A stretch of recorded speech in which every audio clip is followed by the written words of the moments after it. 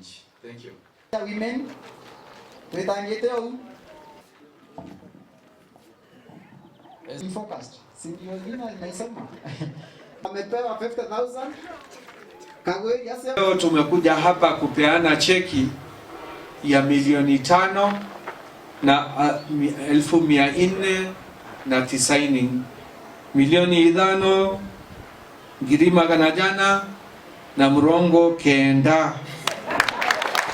Tulikataa hiyo maneno, tulikataa, lakini shida hile ilitokezea. Mimi nilikuwako na mimi nilikataa, lakini shida hile ilitokezea kwamba hatukutosha idadi ya watu 2/3. Watu MPs 233 walikosekana. So ilimaanisha hata kama tulishinda, tuliangusha hiyo, lakini walisema sheria inasema lazima mkue 2/3 mnapinga ndio ipite, ndio tungeweza kuangusha memorandum ya rais.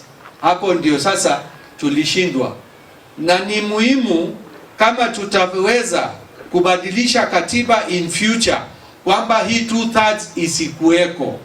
Shauri rais wowote atakuja, kama hata tukipitisha sheria yoyote, akitaka kubadilisha hiyo sheria atatumia hiyo 2/3, na hakuna wakati wajumbe wanafikisha 2/3.